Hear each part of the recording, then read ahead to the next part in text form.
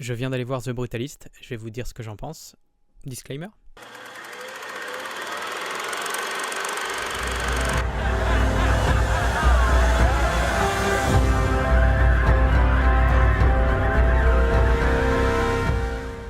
Pour moi, ça fait aucun doute que The Brutalist est un film à la hauteur de sa durée.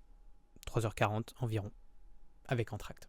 Je dis ça parce que déjà, je me suis pas ennuyé. Et aussi parce que la mise en scène arrive à être impactante, sans pour autant faire dans le grandiose. Et en cela, c'est pas du tout un film prétentieux. Il cherche pas du tout à nous en mettre plein à la vue, ni même d'ailleurs à vraiment nous émouvoir. Tout est assez nuancé, que ce soit dans les personnages ou même dans les sujets. C'est plus terre à terre que ce à quoi je m'attendais. Que ce à quoi. Je sais pas si ça se dit. Si vous voulez, c'est un peu le genre de film où on te raconte l'histoire comme elle est et tu sais pas trop où te placer. Il y en a qui trouvent ça grisant, et je peux comprendre parce que ça pousse à la réflexion, mais moi ça m'embête parce que je sais pas où m'émouvoir. Si bien que le moment où j'ai été le plus ému du film, c'était à la deuxième scène.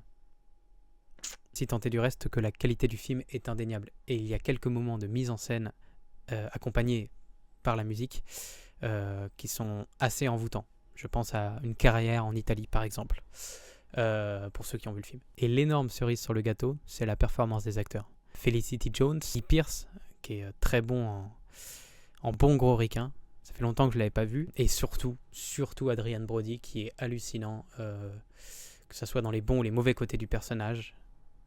C'est juste un acteur fantastique, à chaque fois il le prouve. Là, on a bien le temps de le voir en 3h40, ça fait plaisir.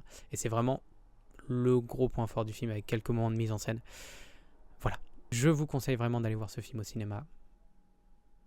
Parce qu'on n'en a pas toutes les semaines des films comme ça. Vraiment. Et abonnez-vous à ma chaîne, que ce soit sur Insta, YouTube Short ou TikTok. Je ne sais pas où vous voyez cette vidéo. Et bisous.